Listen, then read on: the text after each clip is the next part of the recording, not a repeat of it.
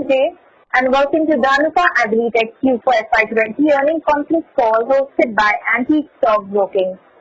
As a reminder, all participant lines will be in the listen-only mode and there will be an opportunity for you to ask questions after the presentation concludes.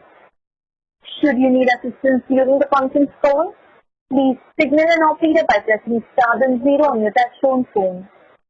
Please note that this conference is being recorded. I would now like to hand the conference over to Mr. Manish Mahawar from Antique Stock Broking. Thank you and over to you, sir. Thanks, Janice. On behalf of Antique Stock Broking, I would like to welcome all the participants on the call.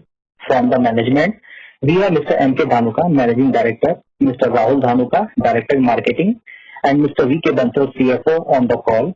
Without further delay, I would like to hand over the call to Mr. M.K. Dhanuka for opening remarks. Over to you, Mr. Dhanuka. Thank you, Mr. Manish. Good evening, ladies and gentlemen. Hope you are all doing well and keeping safe. We welcome all of you to discuss the Q4 and full year FY20 audited results of Dhanuka Agritech Limited. Myself, M.K. Dhanuka, Managing Director of Dhanuka Agritech Limited. I am joined today by my colleagues, Mr. Rahul Dhanuka, Director Marketing, and Mr. V.K. Bansal, CFO.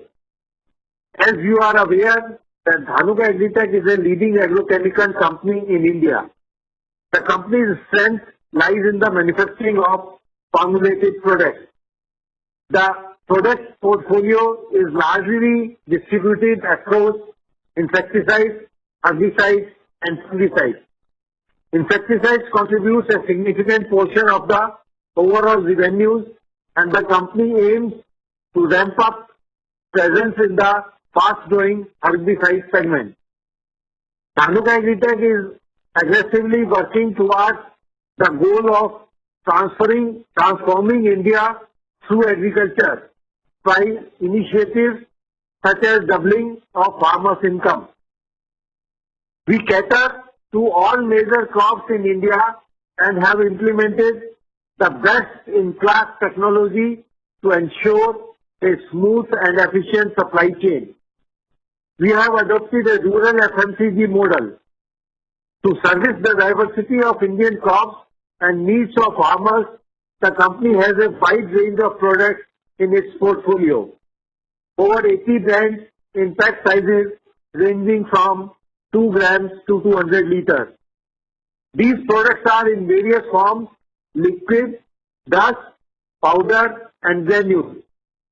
We have a pan-India presence through our marketing offices in all major states across India.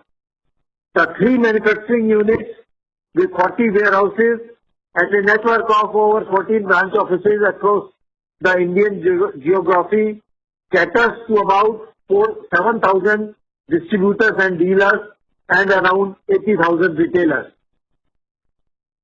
Dhanuka have more than 1,500 techno-commercial staff supported by a strong R&D division and a robust distribution network which helps Dhanuka to reach out to approximately 10 million Indian farmer touch points with its products and services. Dhanuka Agritech's R&D division has NABL accredited laboratories and has international collaboration with 9 leading global agrochemical companies from the US, Japan, and Europe, which help us to introduce the latest technology in Indian farmland.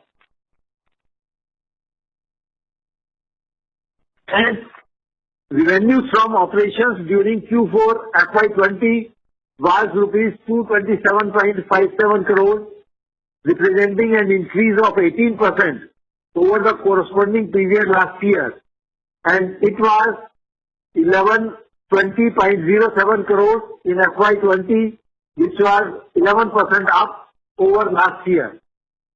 EBITDA stood at 45.78 crores in Q4 FY20, up 39% year on year, and it was rupees 173.47 crores in FY20, up 19% over last year.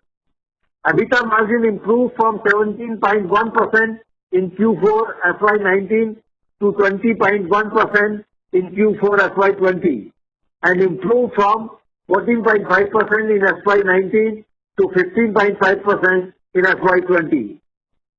Profit after tax was at rupees 39 crores in Q4 FY20, up 46% compared to the corresponding period last year, and it was rupees 141.47 crores in FY20, up 26% year-on-year basis.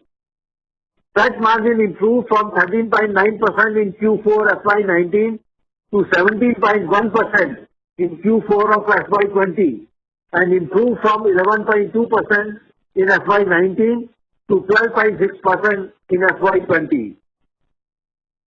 The Board of Directors had declared a 600% interim dividend, that is rupees 12 per equity share, having face value of rupees 2 per share, which has absorbed rupees 68.83 crores inclusive of DDT in its meeting held on 13 February 2020. The board has decided to keep the interim dividend as its final dividend. The zone-wise share of turnover for financial year ended 31st March 2020 was North India 25%, East India 11%, West India 33%, and South India 31%. Category-wise share of insecticides was 43%, fungicides was 15%, herbicides was 31%, and others 11%. Friends, as per IMD report, last year monsoon was normal in the country and expected the same in the coming year, which has brought a smile on the faces of the farmers. The monsoon onset on 1st June in Kerala, and it is progressing very fast to the other states of Karnataka, Goa, and other states. As per April 2020 data, the total summer crop area has increased to 52.7 lakh hectares from 38.64 lakh hectares as compared to the corresponding period in a year ago. The area coverage under pulses, coarse cereals, and oilseeds has increased to 20.05 lakh hectares from 14.79 lakh hectares as compared to last year during the corresponding period. In view of the nationwide lockdown announced by the Government of India on 24th March 2020 to control the spread of COVID-19, the company's operations were temporarily disturbed at manufacturing facilities and sales depots across the country. This resulted in partial deferment of company's revenues from the month of March last week to the first quarter of FY21. The company has resumed operations in a phased manner from the beginning of April as per government directives. Dhanuka Agritech was formed to implement various measures to protect employees, communities, and operations to ensure supply chain was not impacted. We also encourage non-critical operations to work from home and carry out interactions electronically. The company adheres to social distancing norms across sites, and the staff is encouraged to maintain 2-meter distance from co-workers and other stakeholders who operate in and around the site. The company closely engages with suppliers, vendors, and distributors to ensure that there is a minimum impact on business operations. The pandemic is expected to slow down overall business activity across key sectors in India. However, since our products fall under the essential category, we do not foresee any major impact to the business due to coronavirus pandemic. Although it is expected that the GDP degrowth may be to the extent of 3 to 5% in India in FY 2021. But it is expected that GDP growth will be around more than 3% from agriculture sector. So this is the sector from where GDP growth will be coming to India. Hence, relationship with the domestic manufacturers and distributors have helped the company sustain inventories in the pipeline during the lockdown period from March to May 2020. The company will work towards engaging with all the participants across the value chain, both upstream and downstream, to deliver a strong kharif season and build a solid momentum for the remaining part of FY21. The company has a strong pipeline of Section 9(3) products which should drive the revenue growth in coming years. I am happy to share that Dhanuka has introduced 2 new molecules in June 2020 itself. One is Dabuch 84% WDG. This is a herbicide. It's a pre-emergence herbicide for soybean crop. It has been introduced with the help of Corteva. Another product is Dozomax, which is a herbicide for cotton crop. It has been introduced with the help of Godrej Agrovet. So these 2 herbicides has been introduced in this quarter. I'm hopeful that these 2 herbicides will also contribute in the top line and bottom line of the company. Thank you very much for your kind attention. We will now take the question from you which you may have. Thank you very much. Thank you very much. Ladies and gentlemen, we will now begin the question answer session. Anyone who wishes to ask a question may press star and 1 on their touchtone telephone. If you wish to remove yourself from the question queue, you may press star and 2. Participants are requested to use handset while asking a question. Ladies and gentlemen, we will wait for a moment while the question queue assembles. We take the first question from the line of Rahul Jain from Credential. Please go ahead. Thanks for the opportunity and congratulations for a fantastic set of numbers. A couple of questions, sir. One, with regards to your new product launches. So the earlier quarter you had launched Sabak and Mycor, and as you mentioned, with the launch of other 2 products in this quarter. So in last about 4-5 months, 4 products have been launched. So to start to this question, enlighten us on the opportunity size or the size of this product, and further going ahead in next say 2 quarters or next 1 year, what kind of further product launches are you looking at? And second question is, sir, with regards to, in the previous call you had mentioned there are various initiatives you are working on, both with regards to product launches as well as the penetration and further marketing network, increasing your reach. So if you could spell out some of the new initiatives which you had mentioned in the previous call. There are certain projects which are under pilot stage, and you had mentioned in the earlier call that you would probably give us more details in this call.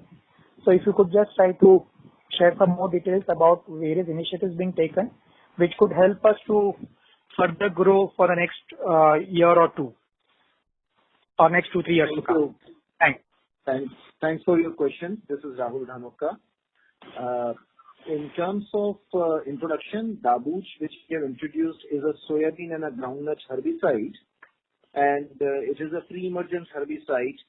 Today, when the farmer is facing extreme shortage of labor due to the movement of migrant labor, this will be a very important product to help the farmer overcome his weed management in soybean and groundnut fields.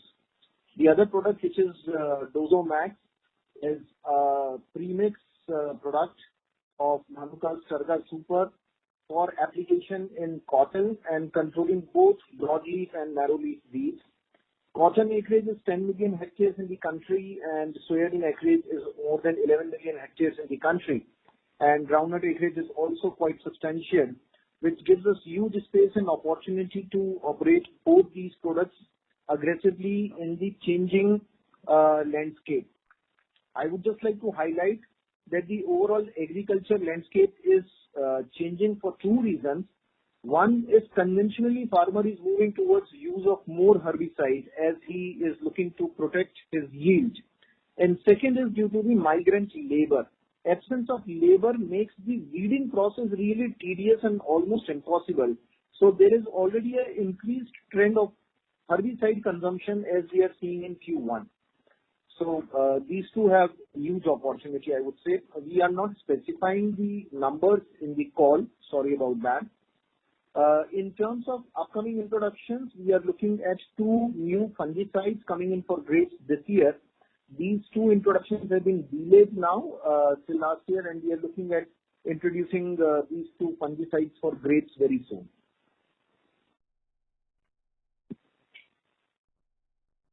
And sir, with regards to the new initiatives and increasing your reach and penetration. Right. Thanks. I missed out that one. So that project is underway. I must admit that the lockdown reduced the face-to-face interaction and has pushed back the project by about a month or so.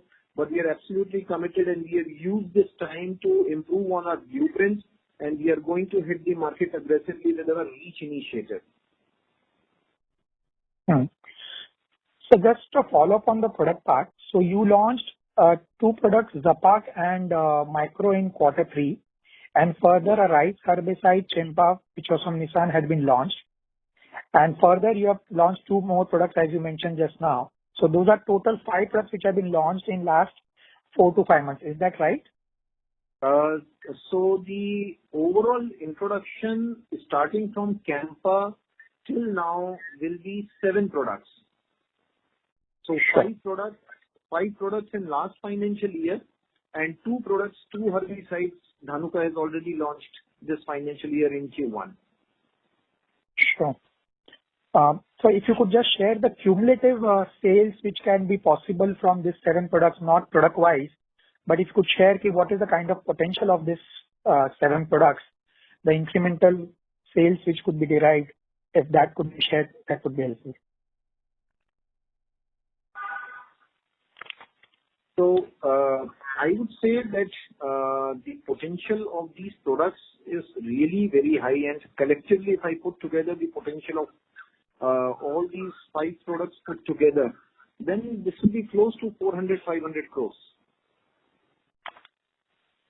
Sure. That's helpful, sir. And thanks a lot for this. I'll come back for a follow-up question.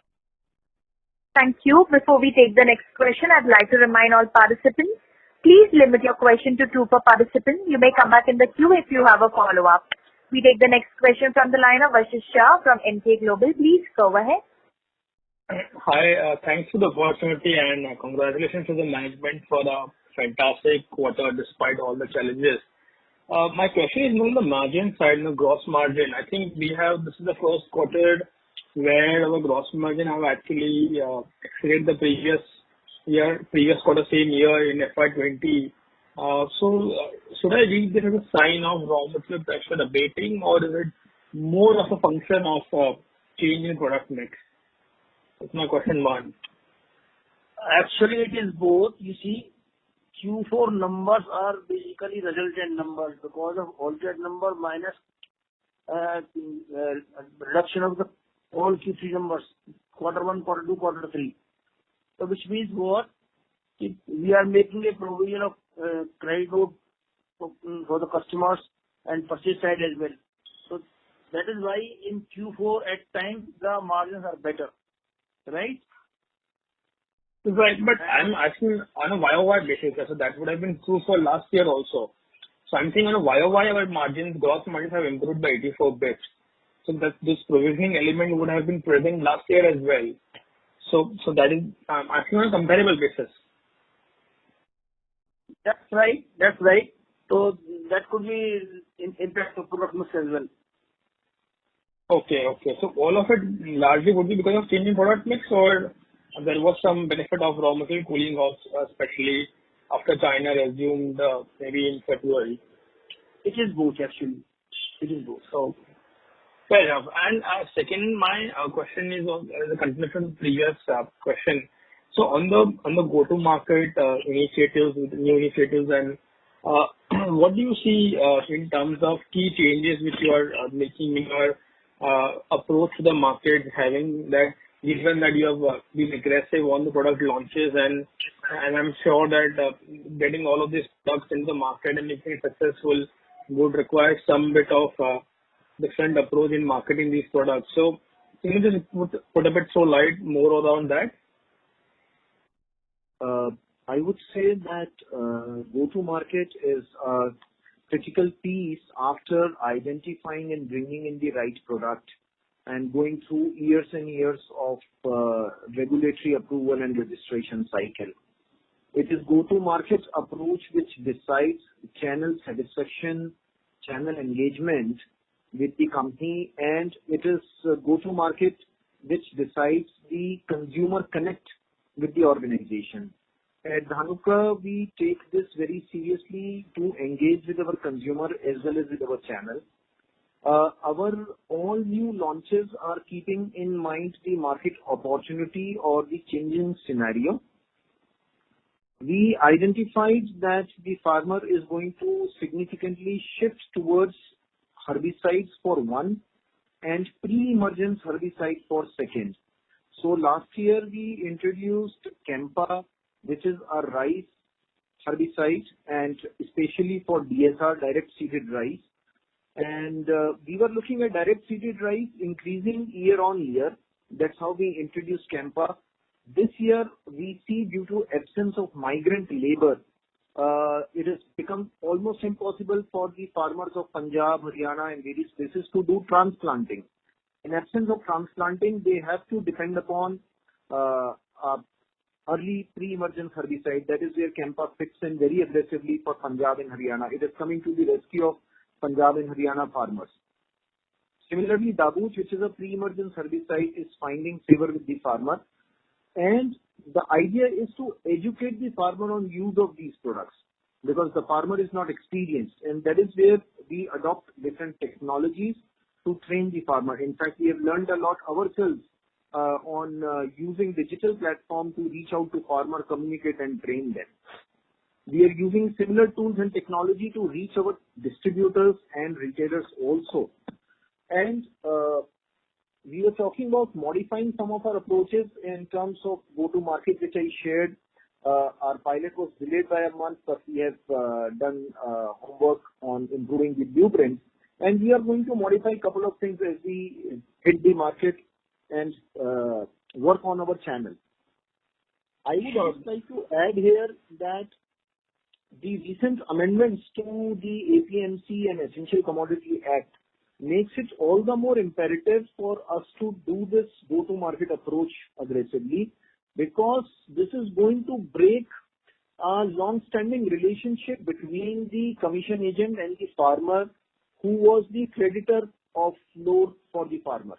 Now, if the farmer will have access for his commodity to different markets, then he will purchase also from different markets. He will no longer be depending upon his local pesticide shop, which means Dhanuka has to be aggressively present on all the areas where farmer is going to reach out and sell his product, which will include deep retailer network, which will include FPOs, which will include the modern channel of internet sales, digital sales. And we are harnessing all of them to stay on top of it. Sure. That's really helpful. I'll get back in the queue. Thank you. We take the next question from the line of Madhav Marda from Fidelity Investment. Please go ahead. Hi, sir. Good evening. Thanks so much for your time. I just wanted to understand how are the raw material prices trending for us currently? And I think the last time we spoke, there was some saving which could come, and now with crude falling, I think there could be further raw material tailwinds for us. Could you give us an update on raw material side of things? Could you repeat your question, please? No, I'm just saying on the raw material side, our raw material sourcing, are we seeing any benefits in the raw material prices because of falling crude? Actually, in the quarter one, normally in the month of April, price were on very high side in the month of April. Now they are settled. There is no reduction side is not there. Case is not there. Okay. No, so I was just asking more from a gross margin perspective for us for the Kharif season. Can it be maintained as last year, or how would the number be based upon any price hikes that you've taken in the market as well? Could you? Yeah. You see, last year during Kharif there was a heavy decline in the gross margin. So I am hopeful this year there should be some improvement in gross margin, but at least maintain the last year level, absolutely for sure. Okay. Have we taken any price hikes this year, or any plan to take price hikes versus last year? Yes, largely in the case of generic, we have taken price hike in the month of May. June, not very much significant. Okay. There was hike in the month of May. All right. Okay. And any outlook on revenue growth for us for this year? Any numbers that you all are working with internally? We are expecting this year very good growth because of the good monsoon this year. Okay. And on the fixed cost side, is there any initiative that we have running on the employee costs or any other expenses, advertising costs, any savings coming there versus FY20? You must have seen there is a significant improvement with regard to the employee costs in the year 1920. Yeah. And this year, since we are expecting a good growth in FY21, so we will expect an improvement in the employee cost as well as other expenses as well. Okay. All right. Okay, great. Okay. Thank you so much for your time. Thank you. Thank you. We take the next question from the line of Prabal Sen from Centrum Broking. Please go ahead. Hello, am I audible? Yeah. Please go ahead. Yeah. Thank you for the opportunity, sir. So I just had a couple of questions. One was, you mentioned in your initial briefing that certain amount of revenue due to the lockdown had to be actually deferred or rather postponed to 1Q of FY21. Is it possible to share that number in terms of how much revenue has actually been deferred and that amount has already been, approximately 2% of the top line. Approx 2% of the top line. 2% of March sales, sir, or total year sales, sir? Total year sales. So 11,500, 1150, whatever we did, of that 2%. 20 to 25 crore, you can say. Got it, sir. Got it. That was one. And second, the structural shift that you spoke about in terms of the market moving more and more towards herbicide. Now, last year, if I got the number correct, we did 31% of our sales from the herbicide category. Is that correct? Yeah. Yeah. So, yeah. So 20 we did about 30%. 30%, right, sir.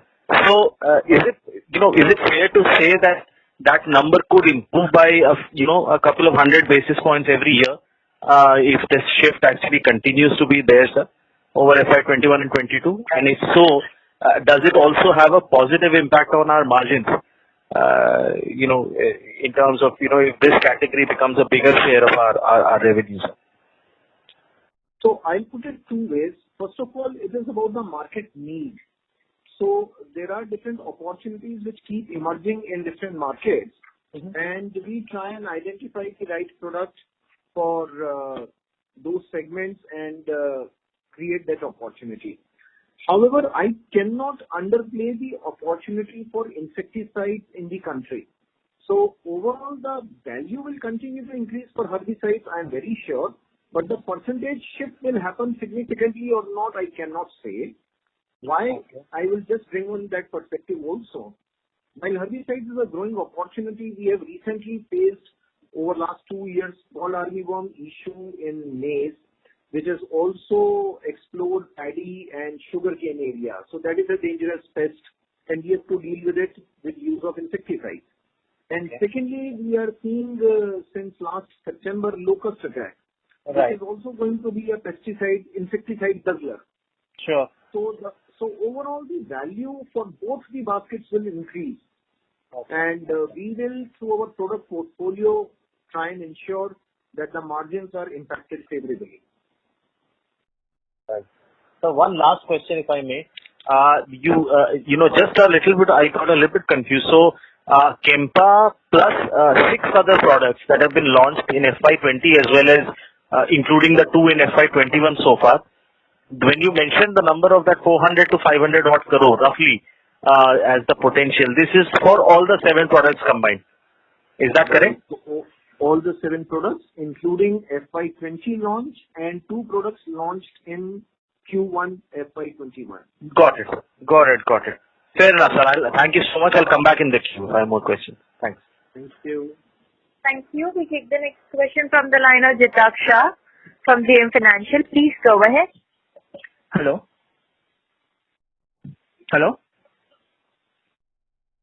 Yeah, please go ahead. Go ahead, sir. You're on.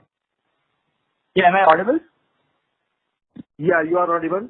Yeah, thank you. So, sir, I just had 2 questions. One on the APMC front. Do we see that because farmers can have a higher realization over coming days and years, can we have a higher price point for our products? That's number one. And second is on supply chain front. How does intermediaries and raw material source from China or elsewhere might impact given these lockdown and all these situations? Right. I will take that. So, first of all, I would like to see the impact of APMC removal on the product portfolio. Farmer will have a wider choice and farmer will go for value-added products because he is getting a better realization. When he's trying to access modern markets of fruits and vegetables trade, and then he's trying to access the export markets, that is where he will need better yield, better quality, and lower residue. And he will go for a higher value. So I see a upsell in the portfolio. So there is going to be a major portfolio shift. And I will not say that the price point will change dramatically. I think so we will continue to offer value pricing in most of our products to our consumer also. But the upshift in the product choice itself will impact the overall portfolio and the margin significantly. Okay. And second, in terms of the intermediates and raw material available, I think so we shared earlier also that China at that point of time itself was having huge inventory which was not moving out due to logistics.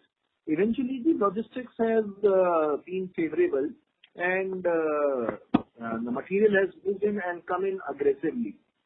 The challenge has been the clearance at Indian ports, which was really bad in 4 weeks of April and even first week of May.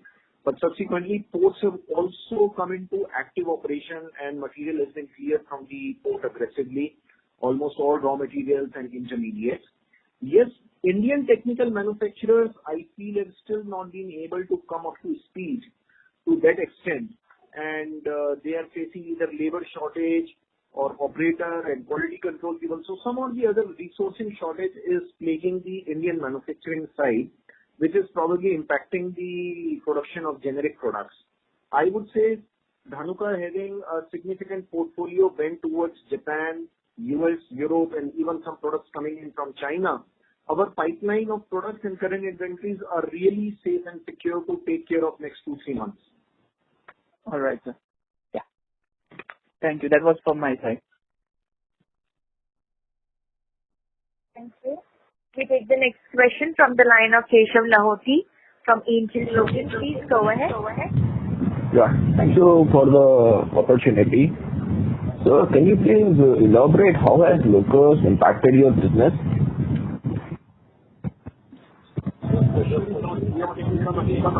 Yeah, can you please elaborate how locust has impacted your business? Right. I'm so sorry to interrupt, but may I please request you to use the handset mode while speaking as there's a lot of disturbance? Should I repeat my question again? I got your question. But it says that there are 2 devices, there is an info. Okay. So they will not show if anybody is having any devices in one room that we should be disconnect to.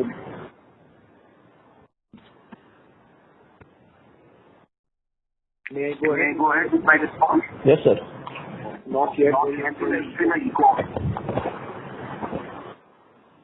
Mr. Keshav Lauti, this is the operator. I'm so sorry to interrupt. There's a lot of echo from your line, sir, because I would request you to please use the handset mode while speaking or ask me a question.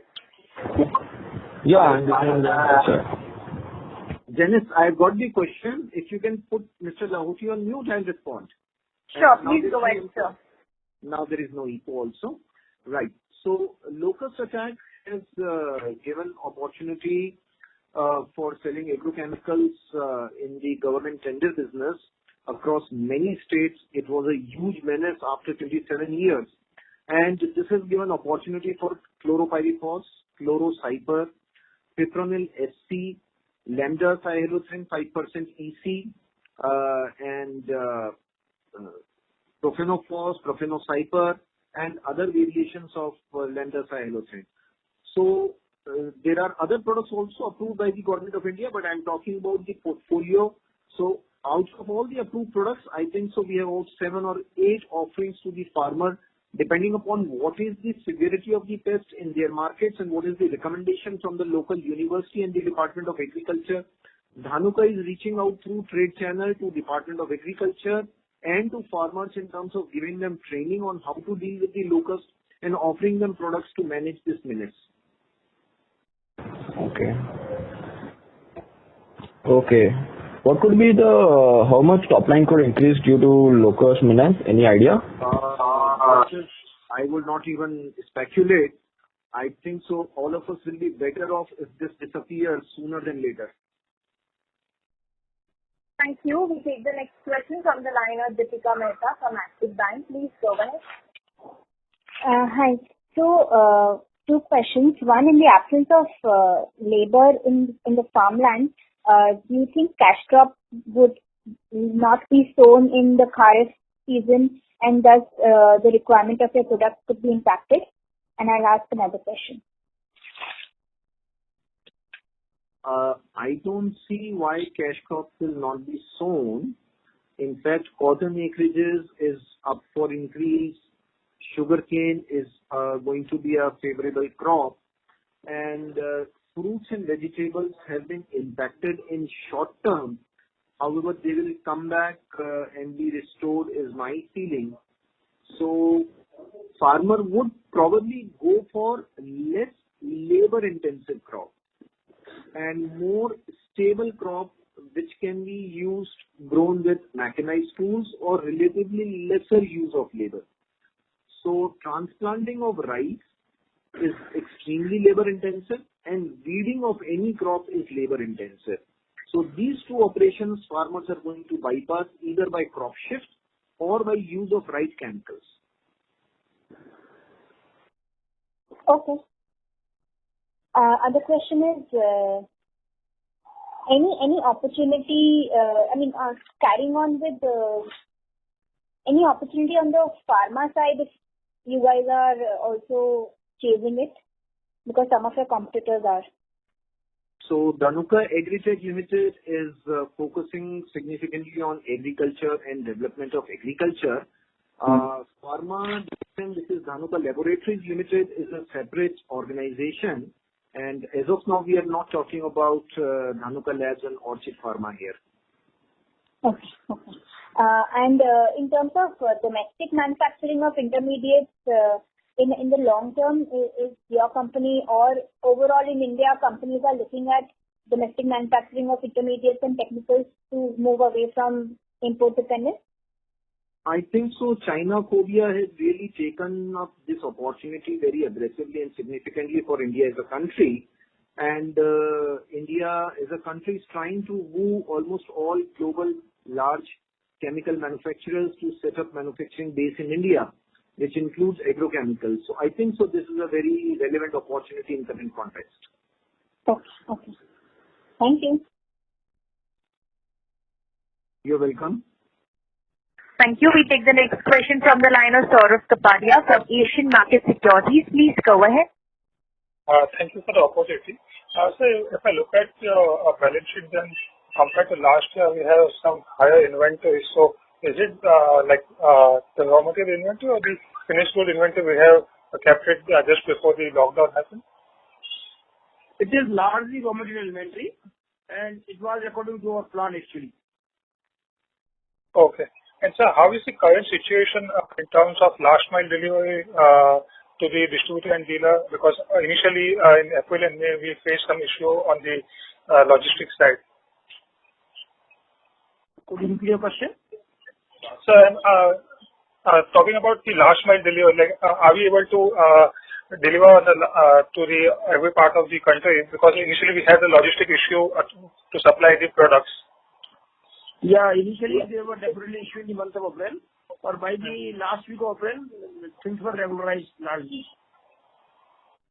Okay. And so just one last, your perspective on the 27 products that is to be banned, the draft notification. So definitely we have more than 10% exposure. So how do we look if the ban comes, and what would be strategy for Dhanuka going ahead? So while one perspective is that the government itself has two opinions on whether or not to go for this ban. So I really feel that the ban will not get imposed immediately in the given timelines. At worst, the industry is prepared to take the issues in different forums, different influencing methodologies. That is what we are going to adopt. Tomorrow there is an event in Tikki for discussing the subject of 27 products banning. And I would also like to say that at Dhanuka, as of now, we have relevant dependence on some of these products which are up for ban. However, our portfolio allows us huge diversity and huge choice in terms of replacing each of the banned products with an alternative. And we have a very robust pipeline with our principal companies, especially from Japan, whereby we can bring in and offer farmer a great substitute. The only challenge here would be that the substitute that we will bring in would have relatively higher price point for the farmer vis-a-vis the choices available right now. So the banning should not move forward is a strong recommendation. Okay. And so the last thing, so we already have... So sorry to interrupt. May I please request you to rejoin the question queue for your follow-up, as we are waiting for the turn. Before we take the next question, I would like to remind participants again, please limit your question to 2 per participant. You may join the question queue if you have a follow-up. Next question is from the line of Sunil Kohli from Bohet. Please go ahead. Congratulations on a very good set of numbers. I have 2 questions. Considering that, you're expecting this year to be good and you have rollover of about 20 crores plus sales from last year, and a low base of last many years, do you think it's possible for you to grow as high as 20% this year? I'm not asking for a guidance, I'm just asking in terms of possibilities. Secondly, your margins had fallen significantly, compared to what you used to do earlier. With raw material cost and, operating leverage aligned, do you think a 17-18% margin is a possibility? Mr. Kohli, anything I say here would be taken as management guidance. So I would really say we are looking at a very, very robust opportunity ahead of us with good monsoon, good groundwater. Already the catchment area of Karnataka and Maharashtra, they have received good rains, which means we can foresee good water in Telangana and Andhra Pradesh, where the river flows in from the catchment area of Karnataka and Maharashtra. So a robust and a high double-digit growth is a certain possibility. So I cannot underplay that one, and we are aggressively geared up to take advantage of that opportunity. And of course, do you expect margins? We will maintain the margins that we have, and with that kind of a robust growth, I think so we will be improving on our margins also, and probably, a good improvement. We hope to have 100 bits improvement in EBITDA margin in this year also. Wow. I will take that as a good wish and a blessing. Thank you so much. Thank you. Thank you. Next question is from the line of Rohit Nagraj from Sunidhi Securities. Please go ahead. Thanks for the opportunity. So in terms of the lockdown issue, you have indicated that the supply chain issues have been settled by the end of April. However, is there any impact due to increase in cost of transportation? And second, aligned question on that is whether the debtors have gone up. Yes. 1920 debtors are gone up by around 10%. It is in line with the increase in the turnover. No, this is for the Q1. I mean, for the period of April and May, have we seen any kind of such situation that the debtors have gone up or we need to give increased credit period? Not really. Not really. Okay. And the impact of higher transportation cost on the operating margins for the current quarter, do we expect anything on the operating margins front? Cost could be higher, but not more than 10-15 bits. Okay. On overall basis. Right. And sir, if I look at the YOI number, the staff cost has been stable and other operating expenses have been down by about 6%. Any specific reason, and do we foresee this year that we expect to grow double digit on the top line level? A similar kind of increase will happen on staff cost and other operating expenses?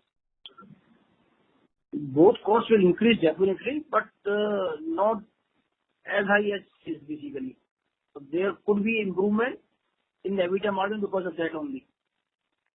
Okay, fair enough. And any indication on the innovation turnover index for FY20? What was it, and FY19? It was 12% as against 17% last year. Thank you, sir, and best of luck. Thank you. Thank you. Next question is from the line of Vishnu Kumar from Spark Capital. Please go ahead. Thanks for your time, sir.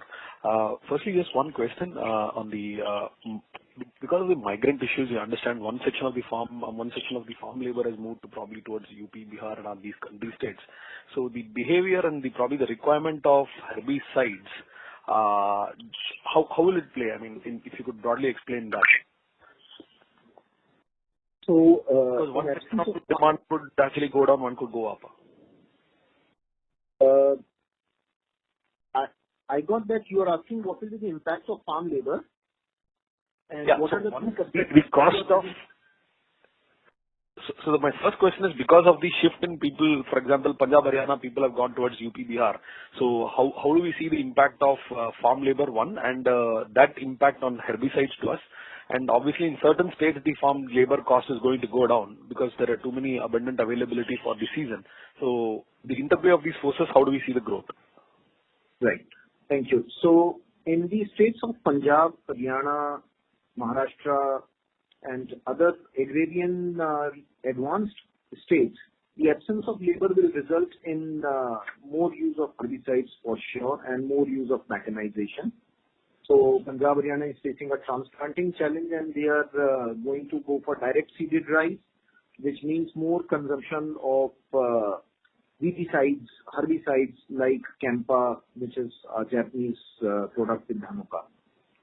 And when we talk about the migration too, then the migration is to Chhattisgarh, Bihar, Jharkhand, Orissa, West Bengal, Eastern UP, which are hitherto relatively not as advanced when it comes to agriculture in terms of both mechanization as well as advanced product consumption. Although these markets have also developed significantly, and in fact, the herbicide consumption has also been very high in some of these markets. So there could be a marginal impact on herbicide consumption going down. But given the disproportionate consumption of agrochemicals in the rest of the country, in the northern, western, central and southern part of the country versus lesser consumption in eastern India, the impact will only be favorable. The delta will not be negative, it will be positive. Okay. Got it, sir. And in general, do you see the cost of labor, like probably we hear 300 to 400 bucks, that doubling, or it will, any sense on that in these states? Cost of labor doubling means? In these states, for example, Maharashtra, Punjab, Haryana, the farm labor cost, will it materially go up? What we used to hear is 300 to 400 rupees per day. Would now that lead a significant cost to the farmer? I think so. The increase already, what I'm getting is 25 to 40% because transplanting is to be done in a given time frame. But the political influences have also prevailed, because of which the time frame, which was earlier much lesser, has been increased significantly for the farmer for doing the transplanting. And the labor cost has certainly gone up dramatically, and so has the herbicide use. Sempra use in sugarcane and maize has increased many-fold because the labor is not available in sugarcane and maize. Got it, sir. Sir, and second question is on the southern irrigation projects, especially in Telangana. A lot of understand that some projects have started. Given that 30% of your revenue comes from this bucket, are we going to see a disproportionate growth? Any thoughts on that? I will not speculate that, although north, west and south are certainly going to be the growth drivers on the factor of shortage of farm labor. These three zones are the ones where the farm labor has migrated from to largely eastern India and to some parts of eastern UP and to some parts of Karnataka. Okay. And Madhya Pradesh. So these three zones are going to actually give favorable delta on the factor of farm labor migration. Got it, sir. Sir, and one final question on the fertilizer. We are seeing there's a massive pickup in demand. One of the historic numbers, normally we don't see it in April and May. We are seeing a sizable growth. So how are the first 2 month trends in terms of your placement? It has been very encouraging. I mean, if you could give us some insights into that. Q1, I think so far is going good for us. And we are able to catch up on the logistics pressure put by the channel and the markets on us. And we have been able to service. And I think so we are doing a good double-digit growth. Got it, sir. Thanks and all the best. Thank you. Thank you. Next question is from the line of Dhruv Maheshwari from Premji Invest. Please go ahead. Hi, sir. Thank you for this opportunity and congrats on a great set of numbers. So just in continuation to the question of the previous participant, just want to understand if there was a certain level of pre-buy that would have happened in 1Q, and how is the system inventory currently, and the price hikes that we would have taken in the generic segment, would it be a function of demand-supply mismatch? That's my first question. Right. So, as such, at Dhanuka, we do not really encourage pre-buying or placement. However, markets were relatively more hungry because there was hardly any channel inventory, and I had shared this in my previous con call in February also, that the channel inventory is not significant.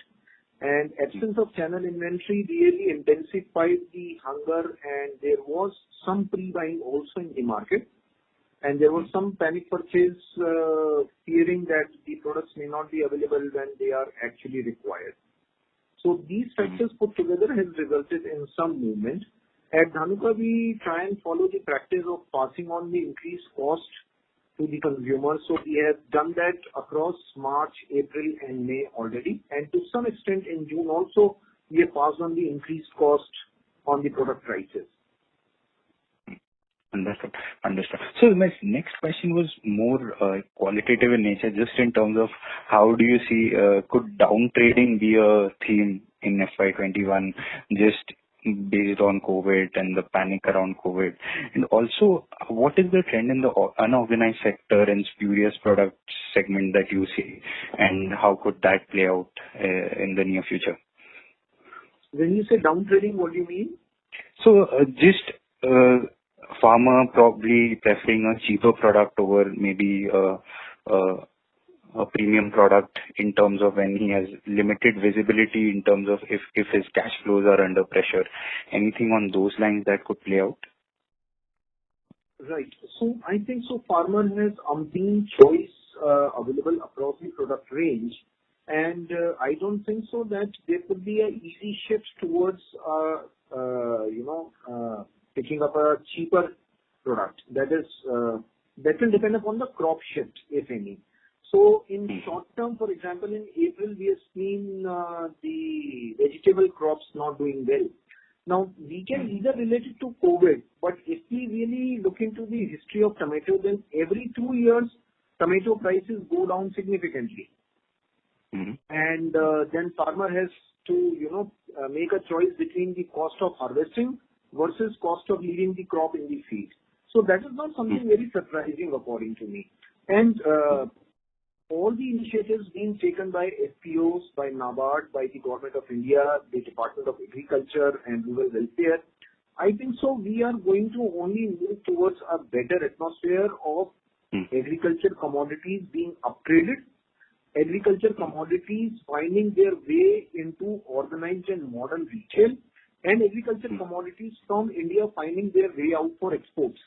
All these three things being favorable, I think so it can only lead to up pricing and up purchasing rather than down pricing. Very helpful. And sir, if you could just comment on the unorganized and organized part. So I think so all shortages actually give huge opportunity and as much opportunity to unorganized and spurious players also at the cost of safety of their own people and teams and space and family. However, the Government of India is moving in very aggressively and almost ruthlessly around that, in terms of having a PMB, in terms of making the QR code mandatory on all packs. Government has come out with new guidelines just day before yesterday on new packaging guidelines of QR code and other things. So it is a continuous industry and government and regulator collaboration to hammer down on spurious and poor quality products. And I think so at the end of it, we will win the game. Understood. Very, very helpful, and congratulations once again, sir. Thank you. Thank you. Thank you. We take the next question from the line of Siddharth Gadekar from Equirus Securities. Please go ahead. Hello. Hello. Yes, sir. Please. Yes. Sir, could you just share a split between the volume and the realization growth in FY20? Volume value. Okay. Our volume growth was 12.71 and against the value growth 11.36. Oh, okay, sir. Thank you. Thank you. We take the next question from the line of Nitin Agarwal from IDFC Securities. Please go ahead. Hi, sir. Thanks for taking my question. Sir, on the gross margins, just one question. Historically, sir, we've had much higher gross margin as you're doing running right now. So structurally, is there anything which is changed in the business, that we can't go back to the older gross margins, or is it just a matter of time before the gross margin eventually begin to fall in place? Could you repeat your question? There is a sound in the background. Can you hear me well? Can I repeat now, sir? I'm saying on our gross margins used to be fairly high in FY16-17. They've come off a fair bit over the last couple of years. So I'm saying this reduction in gross margins, sir, is it structural because of the way business is being done, or there is a possibility that we probably can go back to our older historical gross margins of 40-odd% there going forward? You see, possibility can never be denied. But yes, over a period of time, you see, in the year which we are talking, there was a significant increase in the prices. Whenever the prices are increasing very rapidly, we get the advantage on the carryover inventory in the system. And last year, because declining trend was there was a very bad impact on the gross margin. So in the year in which the huge increase is there, gross margin would be better. And next impact on account of the product mix. So possibility is definitely there. That cannot be overruled. Right, sir. And sir, on our overheads and staff costs and other expenses, this quarter other expenses came off quite sharply. Any particular reason on a QOQ basis how they came off so much? You see, in case of other expenses, one reduction on account of, because of change in because of MDS.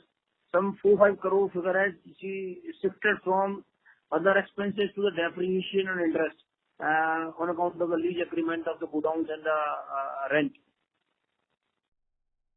Right. And then going forward, these costs will continue to stay below the increase in revenues. Is there a fair assumption? The cost will definitely increase, but if we are delivering a good growth, which is good double digit, the impact will be positive on the EBITDA margin. Okay, sir. Okay. Thank you, sir. Thank you. We take the next question from the line of Deepak Sole from BNK Securities. Please go ahead. Yeah. Thanks for this opportunity and congratulations for good set of numbers. So my first question is, so what is the Capex plan for this year? Capex plan is not very significant. It would be around 5 to 10 crore. Okay. And sir, second question is on, is it possible for you to provide a specialty and a generic product mix for the 4Q and FY20? It is around 2/3, 1/3. Okay. And sir, if you look at a new molecule as a percentage of revenues, in the past 3 years, we are seeing it declining. It has almost declined from 20% to 12%. So how do we see, like, if this contribution to improve going ahead, so will that lead to a improvement in the margin? The new products, they certainly influence our capability to leverage the channel and the farmers' attraction towards our brand and our products. And we have moved from 20 to 12, yes, and I think so we are very soon going to move up higher also in coming year, which is this financial year. So we are from last year was 16.6, from that we moved to 11.87. So this will go up significantly because we have had some very good launches in FY20 and some very good powerful launches coming up this year as well. The impact on the margins is actually visible as the overall portfolio impact in the EBITDA, which is favorable so far. We have been able to maintain that irrespective of the IDI index. Okay. Thank you, sir. That is from my side. Thank you very much. Thank you. Thank you. Next question is from the line of Keshav Lahoti from Angel Broking. Please go ahead. So I just have a follow-up question. So what are your plans on pledge? Like you have some 14% of your promoter as a pledging.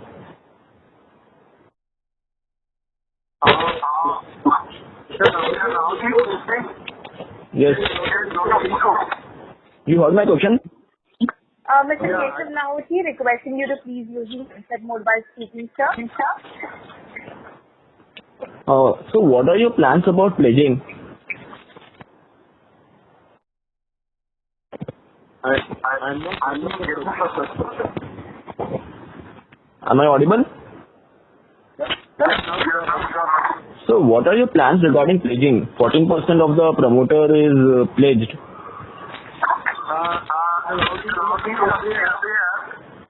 That Dhanuka has Dhanuka Laboratories, which is a closely held company owned by the promoters, has acquired Orchid Pharma Limited, and the promoters have given bank guarantee against which the shares were pledged.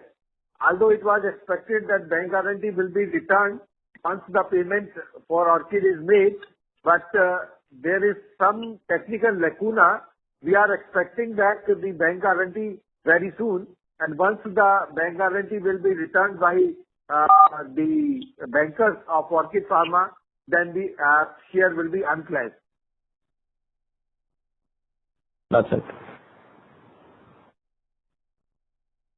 Thank you. We take the next question from the line of Mithun Soni from GC Investment. Please go ahead. Yeah. Hello, sir. I have a couple of questions. One, you indicated that you're looking at a good double-digit growth for FY21. On an delta, where is the majority of the growth going to come from? Are you saying because of this migrant laborers, most of that incremental growth is coming from herbicide, or is it going to be fairly balanced from herbicide, insecticide, and fungicide? It is going to be a balanced growth coming across the portfolio, sir, and it will be riding on the back of a good monsoon. And the migrant labor problem is a short-lived issue or a short-lived opportunity probably showing itself largely in Q1. Otherwise, it will be a balanced growth across portfolio, across geographies, I feel, riding on the strength of a good monsoon. And this will also include some amount of benefit of increased geographical reach, or is it going to be coming mostly from the existing geographies where we are present?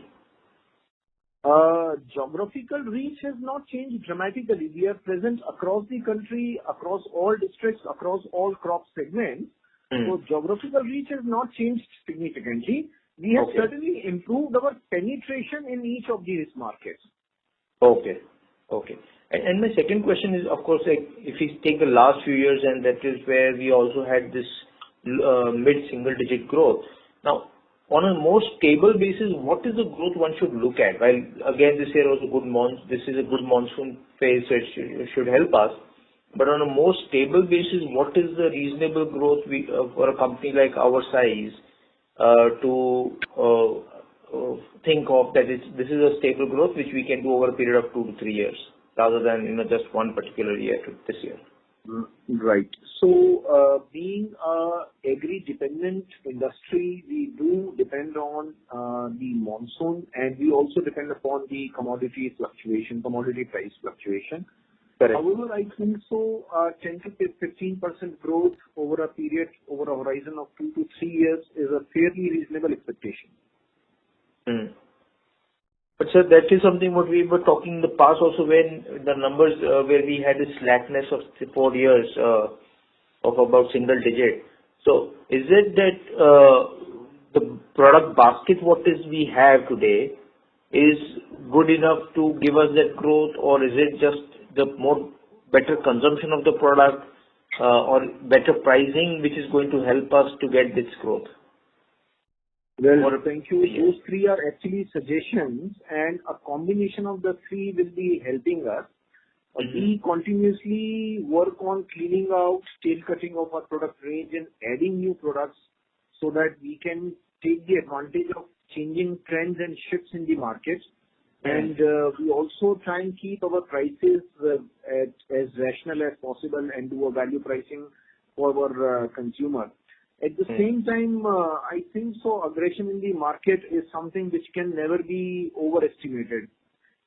So I think we got to continue to be extremely aggressive and reach out to our consumer with far more speed and agility. Perfect. All right, sir. Thank you very much. You're welcome. Thank you. We take the next question from the line of Kaushik Dani from Reliance PMS. Please go ahead. Congratulations, sir, on a good set of numbers. I just missed out the volume and the realization numbers for Q4 and FY20. Just repeat. Yeah, FY20 our volume growth was 12.7% as against the value growth of 11.36%. The realization was? Value growth was 11.36% and volume growth was 12.71%. Okay, and for the quarter? For the whole year. Yeah, and for the quarter? Quarter could be as against the value growth of 18%, the volume growth was around 19 type. Okay, that's all from my side. Thank you. Thank you. Question. Thank you. Next question is from the line of Vishnu Kumar from Spark Capital. Please go ahead. So thanks again for the time. I know this question might be asked multiple times, but are we looking to probably put a technical plant? Any conversations, or at least in the next 18 to 24 months, should we probably expect some diversion of cash flows into this? More like a business de-risking strategy. So I would really like to come back and share this news formally and probably in the management note rather than in response to a question, sir. So at the right time, we'll come and share the developments with the house. Got it, sir. Thanks. That is pretty much useful. Thank you. We take the next question from Kunal Mehta from Vallum Capital. Please go ahead. Sir, thank you for the opportunity. I have a single question. So you mentioned that you have been taking price increases in the last 4 months. So could you please quantify on a portfolio level what is the average price increase you have been able to pass on? Price increase largely I told you in the month of April and May. Sure, sir. So that would be around 5-6%? This year? It was in the case of generic. In few molecules, it was 5-6% or more. But overall basis could be around 2%. Okay. So the follow-up on this is that going forward, this year, across industry and across both agrochemicals and crop nutrition products, we are expecting good demand. So against the trend which we have seen in the last 3 years or maybe 4 years, where we had, I would say, lackluster monsoon, would this market allow us to take good price increase and improve our gross margin this year, sir? In the range of at least 4-5%, apart from the volume which we have increased, which we are going to enjoy? This much appears to be difficult because now the crude is very soft. The increase in prices may not continue. Price is already been stabilized in the month of June, so I don't see this much of growth. But yes, there is a scope of improvement in the gross margins definitely. Understood, sir. Understood. Okay. Thank you. That's it from my side. Thank you. Next question is from the line of Nitin Agarwal from IDFC Securities. Please go ahead. So thanks for the question and answer. Thank you. Thank you. We take the next question from the line of Rohan Gupta from Edelweiss. Please go ahead. Hi, sir. Good evening. So my question is definitely on this government proposing ban on this 27 generic products. Though I understand the industry will definitely find its way to delay it, but government intention is very much clear that they want to keep moving the product portfolio more towards newer products. In that, sir, we have still 1/3 of the revenues coming from almost generic products. So Rahul, I want to know from you that how you see that this government approaching these new products and new registrations, and where Dhanuka is fitting, because we do have a global tie-up, 8 to 10 companies. Do you see that our product portfolio will more align towards new products in next 2 to 3 years? It will be almost 90% new products. I mean, our generic product portfolio will keep on falling, or how you see this, and do we need to have more tie-ups, more aggressive launches of the new product to correct this? Thanks for that question, Rohan. The market is 60% or more a generic market, and rest of it is the specialty market. Dhanuka aggressively plays in both the segments of generic and specialty. These 27 products banned would impact about 8 or 9 products in Dhanuka portfolio also, and probably as many brands, about 10 or 12 brands. And at Dhanuka, we are significantly well geared up to replace this entire portfolio over a period of 2 to 3 years' time because of our tie-ups, with a gap of about 15-20%, for which also we will explore aggressively and bring in befitting products. So the whole thing will have 3 facets. One, to defend these products with industry collaboration and partnership, taking licensing as well as legal recourse to deal with it, hoping that better sense prevails. 2, reducing our dependence on the restricted products or restricted crops, if any. And 3, bringing in better substitutes faster. And at Dhanuka, we'll be playing aggressively on all the 3 fronts.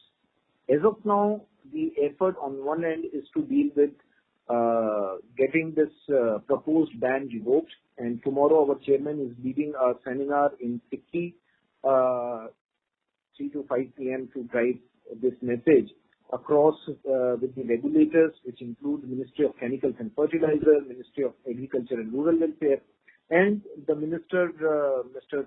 Tomar himself. So I think so. This house, I would like to give a significant comfort and confidence that these products, except bearing 4 or 5, which are red triangle or high toxicity profile products like monocrotophos or something, bearing 4 or 5 products, they are not going away. But Rahul, my question was definitely they may not go away immediately. Maybe we get an extension, we get a sufficient timeline to phase out these products. It may take 2 years to 3 years. But ultimately, these products definitely they have been proposed. They are in that list because of whatever reason the government felt it. I'm just saying that these are roughly 4,000 to 5,000, maybe 4,000 crore rupees revenue products. If they have to be replaced, will be replaced by probably 10 to 12,000 crore rupees high cost products. That will open a clear opportunity for the entire industry. It may not happen soon. It may take its own time, maybe 2 years, 3 years down the line. But my whole point was that this generic market, you also said that 60% in India market is generic, and in value terms maybe it is 40%. So I'm looking at this larger opportunity and where Dhanuka is placed to take the benefit of this industry, keep on moving towards new generation product, which will be costly product, which will be probably high margin product.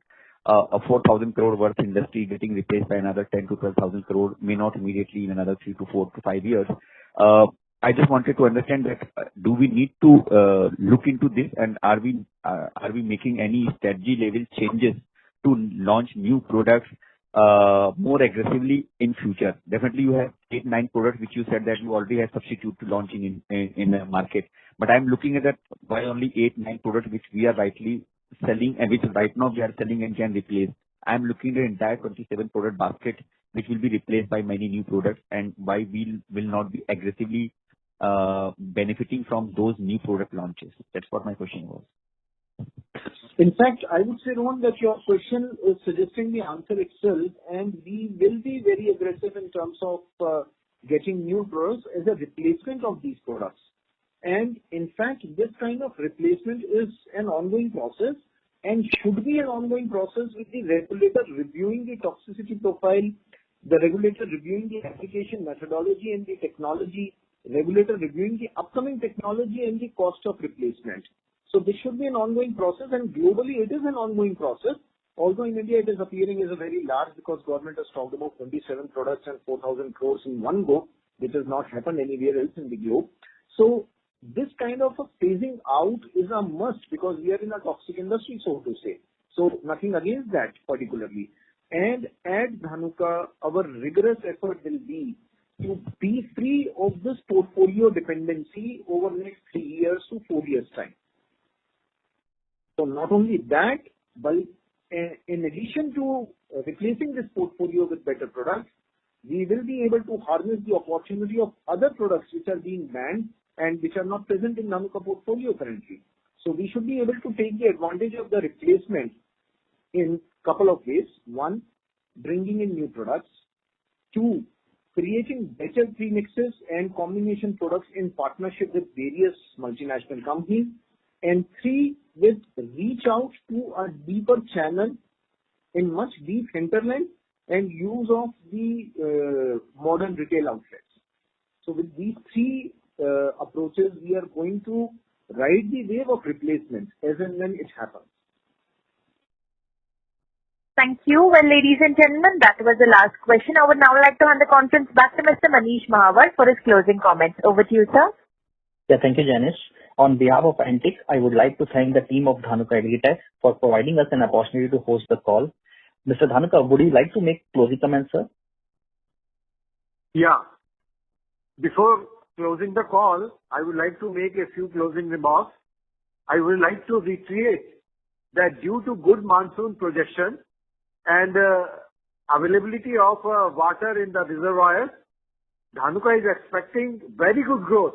I repeat, very good growth in FY21, and especially the first quarter, because first 70 days of this quarter has shown a very good growth, and we hope in the next 20 days also we will have the similar kind of growth. So the investors can expect very good numbers for the first quarter once the results are out. We continue